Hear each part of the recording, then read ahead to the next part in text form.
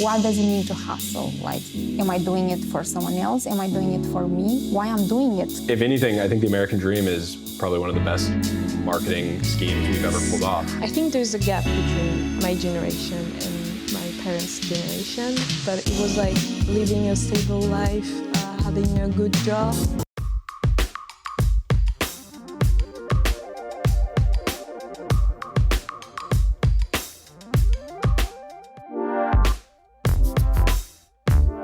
I'm Laurie, I'm 29. I come from Martinique, French West Indies, and I live in Paris. And I also work as a freelancer in coaching. My name is Kyle. I'm 30 years old. I moved here from New York, USA, and I run a newsletter covering the French tech ecosystem. I'm Alina. I'm originally from Romania. I moved here 1 year ago. I'm 28, and I tend to say I like brains, which sounds very weird. But yeah, that's what I do. I just do HR. So that's where the brains come. I see.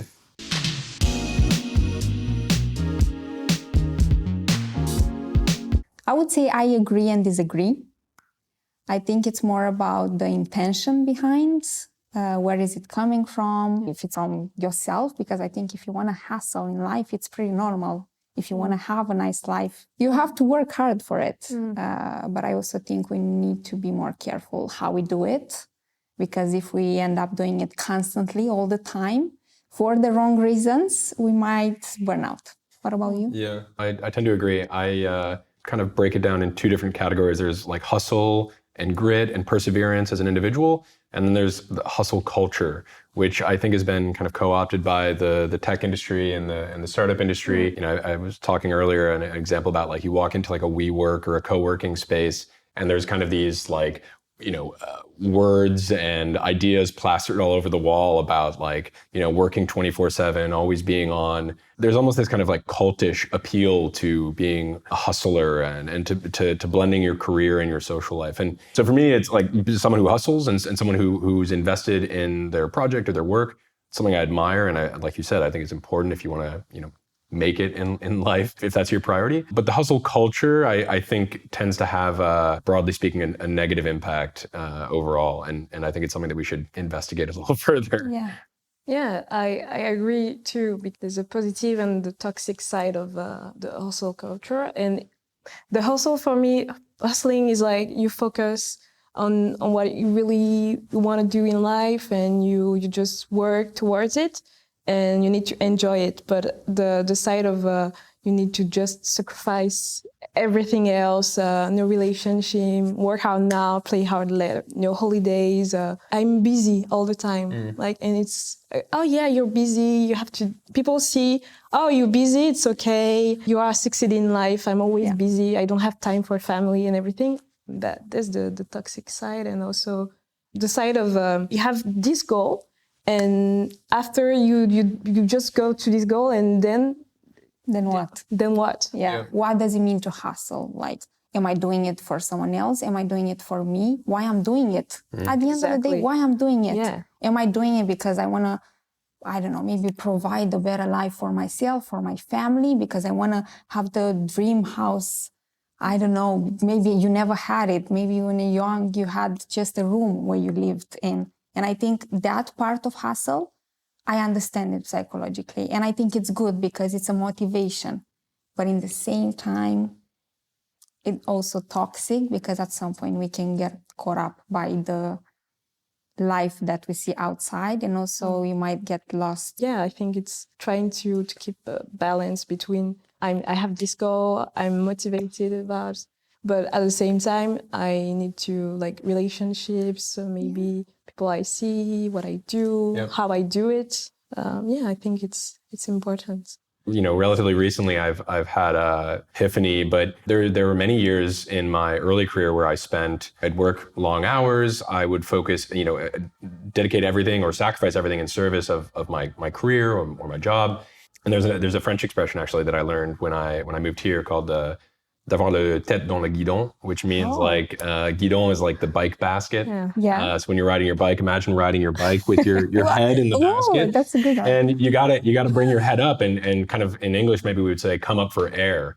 if you're drowning, you're not going to be focusing on anything else. And there were so many times where I'd work for 6 months, a year, and realize I hadn't dedicated any time to family or friends or other fulfilling aspects of your life. And to be honest, I think that kind of fuels your creativity and your productivity in the workplace. And so the balance is incredibly important. And mental state. Because I think if we think about hustling, sometimes we don't even know how to stop ourselves. Like our body feels it's something wrong. Like I need to pause. I need to do a change in my life.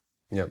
But you don't know how. And in the same time, with life itself and everything that happens with a job that is very pressuring, and you on top putting pressure on yourself, you are afraid and you feel ashamed to stop. And you feel guilty that you're gonna stop. At least that's how I felt. Yeah, in some I felt it too. in some situations. I was reflecting on my own experience with burning out in the kind of the startup world, and it can happen in any environment, in any industry. But in particular, in like startup culture, because you're kind of tech oriented, you're typically working in front of a screen all day. Yeah. You wake up to your phone alarm. You listen to a podcast on the morning commute. You come home and you order food on your phone, and then you watch Netflix before going to bed. There's just no time for you to remove yourself from the kind of the intensity of the day and really kind of let your brain settle a little bit. And I think that's really important. I mean, that's why there's this whole movement around wellness and well-being and meditation that I think people are latching onto, because it provides that disconnect that I think we're all desperate for. A lot of people are working in the background to save money so they can retire, so that they can support their family, and there's this kind of long-term end goal of being financially secure, taking time for yourself. But it always seems like something in the distant future. If the end goal really is so that we can just live our lives and not work, what happens when all you have to do is live? Where do we find joy? Where do we find happiness? Where do we find dignity? And I think a lot of our lives are tied to work because it's something we have to do as a society. I guess I don't have an answer to this, but I'm posing the question, which is, if we didn't have work, would hustle culture exist? And what would we replace it with? Where would we find fulfillment? Ideally, you could do that now. I mean, we should pose the question, like, if I didn't have to work, if I won the lottery tomorrow, what would make me happy? And I think that's a question that is hard to answer. And a lot of people just don't take the time to reflect on it, because it's much easier to point to say, hey, look what I'm doing and look what I did and look at my status, as opposed to what makes me happy and how can I best, what is a life well lived? I do love the French mentality, because I feel like they are more stable, or at least their mind is not so pressured into, I need to prove myself. Like, even meeting so many people that are French and saying, well, what if I quit my job? Even that, saying that you quit your job in a way that you feel detached, I admire you so much. Like, oh my God, like you are someone that can easily say this without feeling some kind of weird feelings when you say it. Yeah. It's a thinking for like ambition, like you're the word, like your cadre. You're in a good company, you have a good status, and you need to show that you work. Tech culture and Silicon Valley culture has now been distributed kind of worldwide, and that was really the epicenter of all of these, these memes or these these aphorisms of hustle and work hard and move fast and break things. It's been kind of exported everywhere. And particularly, I've seen it in France just because I'm here, but I think some version of it exists in kind of this digital cloud-based world that we live in, for better or for worse.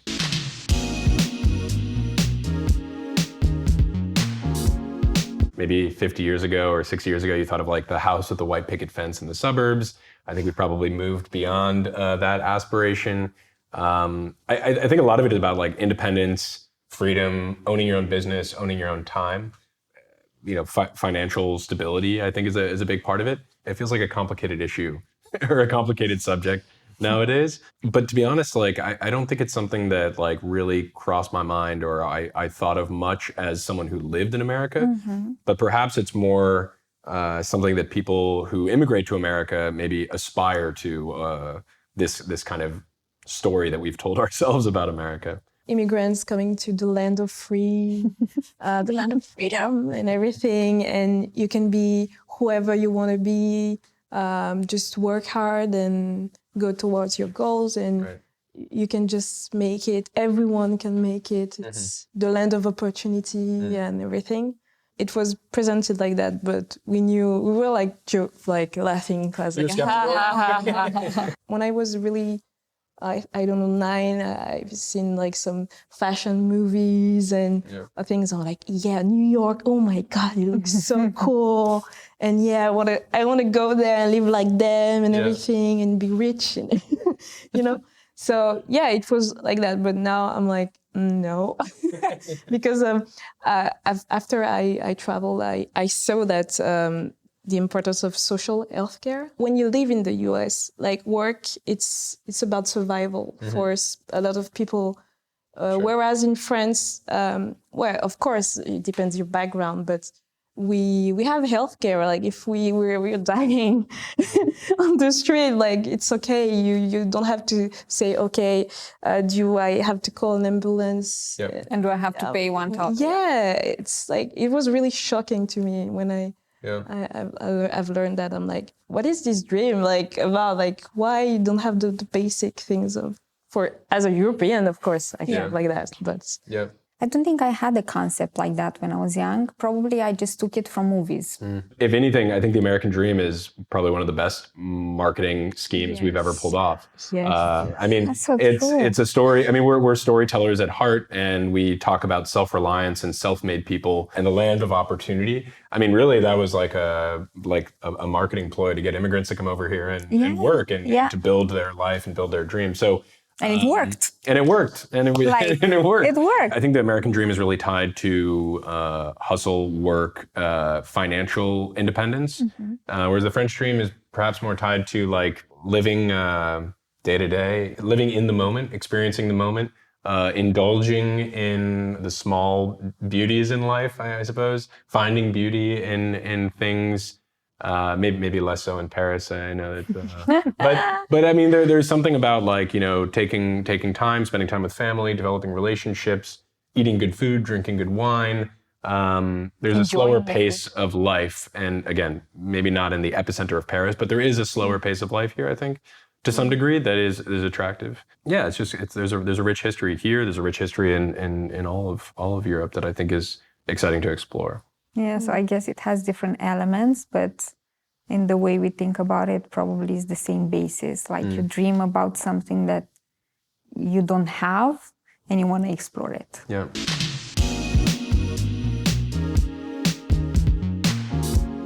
French dream, what would be the French dream?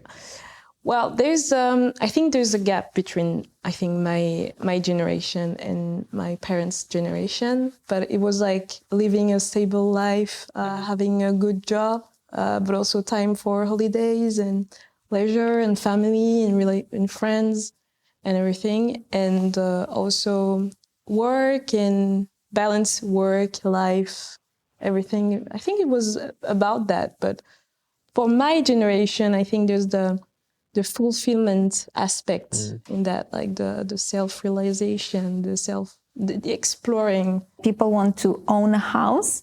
So sometimes I'm thinking maybe it is a West European, well, actually not really. I'm from the East Side, and people dream about owning houses as well. So maybe it is a European thing. I think it's a worldwide thing. Owning your own place and having financial independence is like, I mean, if you think of like you've probably talked about this in your HR life, but like Maslow's hierarchy. Of course. You've probably seen it a million times. It's like, okay, baseline, I need shelter and survival. Yeah. And then the next level is like, you know, some sort of like financial independence. And then it comes to what you were describing, which is like fulfillment, self-actualization. And maybe we're just reaching the point where our generation, like, you know, we for the most part, if you're lucky, if you're fortunate, you have the basics for survival, and you have a roof over your head, and now we can, you know, order the best food from the entire city by clicking a button on our phone. Like, what more could we want? Well, I think we want to figure out who we are and figure out kind of how our brains work and what makes us feel fulfilled and happy. Perhaps it's a generational thing. I mean, maybe our generation is kind of removed from the barriers of country. I mean, if you think about culture Yeah. today versus 50 years ago. Like the internet has just made Yes. homogenized like what we watch, what we do, what we talk about. I mean, 50 years ago, if you moved to France, it would have been a much more difficult process of getting here. Sure. For me or for you, Yeah. it would have been completely different. Today, a lot of people speak English. We watch the same TV shows. We have the same cultural references. Everyone's on TikTok. You know, it's almost leveled the playing field and homogenized like culture to some degree. There's this new kind of, I think, dream Yeah. of being more in living with the earth. Probably French dream, American dream was so much connected with the city life. Yeah, probably. And I think we are going, maybe not going back, maybe just going forward Yeah. to connecting ourselves with nature. Human evolution, human history. We are born on this earth and we didn't have anything. We built everything. Now that we built everything, probably we are trying to reconnect with earth and nature. I feel like this has been a change in everyone's life. If we kind of tie this all back towards hustle culture and the American and French dream, I think it comes back to slowing down and appreciating the moment, appreciating the world that we live in, appreciating the people that we get to work with, and also appreciating yourself, taking time for yourself.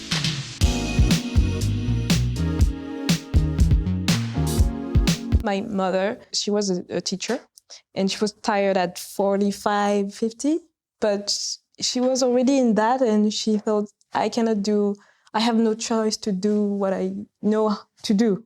So she just continued to do it. But I think our generation, when we feel we cannot do, we just stop and we see something else. Also, we tend to find a job we like, activities we enjoy, people we enjoy, because we have more choices. Thanks to our parents, we can choose what we do and where we go and everything. So this is one of the main thing I see main difference.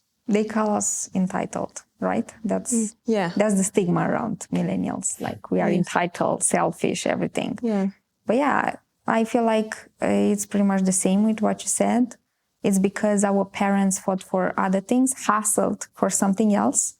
And now that we kind of accomplish it, of course we're going to ask for different things. I feel like that's normal. And it's amazing that we are able actually to also think about ourselves. There are definitely differences, like you outlined, between our parents' generation and our generation. But at its core, I think that the same objectives were there. It's just they manifest themselves differently. And so to your point that, millennials were more demanding with our corporations and asked them to give back or to facilitate, our needs. Of course, it can be written off or stereotyped as something as an entitled generation or a lazy generation. But it's just different. And the same thing happened. I mean, I find myself, I'm only 30 years old, and I find myself feeling somewhat distanced from even like Gen Z culture. And we're living in a different world and they're growing up in a different world. So I don't know. I guess what is the millennial dream? I'm not sure. I think we still want fulfillment and we still want financial security and we want purpose. But if I had to stereotype us, it's probably like, I feel like our generation doesn't own things as much because we live in this sharing economy. And so I think instead of the house with the white picket fence or the apartment in Paris, my guess is the dream is to have enough financial stability and security and a job that you like, that you can travel, that you love, that you can travel and go to the most baller Airbnbs around the world.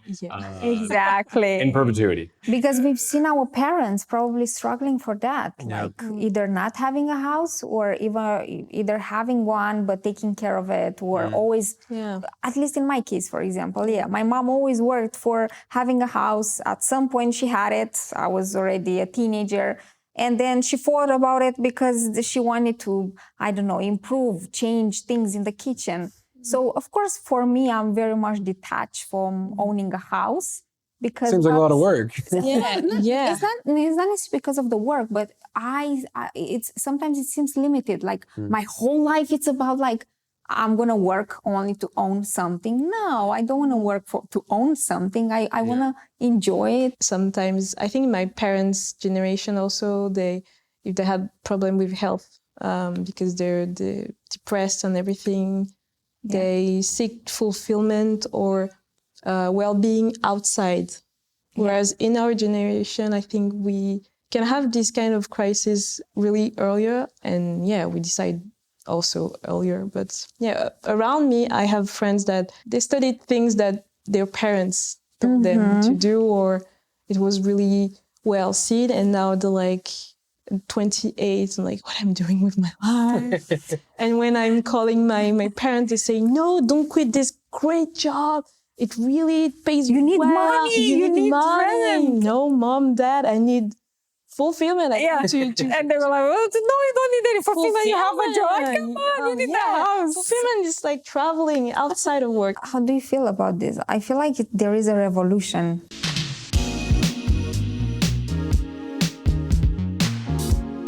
I think the biggest one for me that I always point out when I'm speaking to my American friends, for example, is the emphasis on, and this is in the workplace, of course, and probably specific to tech, but the emphasis on pause déjeuner, like taking your lunch for an hour, enjoying your meal, talking about your meal, going to the kitchen, spending time with your colleagues, putting your work away and focusing on the meal. Whereas in the US and probably other places you've lived, there's the kind of classic trope of the sad worker eating his sad salad next to the laptop in front of his computer and like typing or reading something.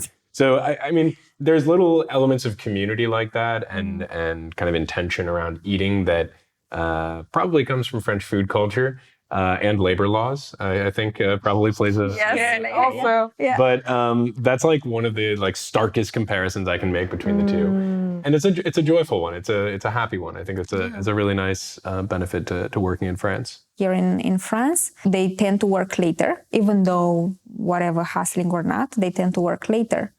There, they tend to put more focus in the morning. Here, for example, when I go where I went in the morning, I feel like people were having loads of coffees and taking have a cigarette, slowly. Exactly, yeah. In other workplaces, UK, Netherlands, I feel like people tend to focus in the morning. They tend to actually do the hard stuff in the morning. And maybe taking it slower after 3-4 o'clock and whatever, hustling or not, ending things earlier.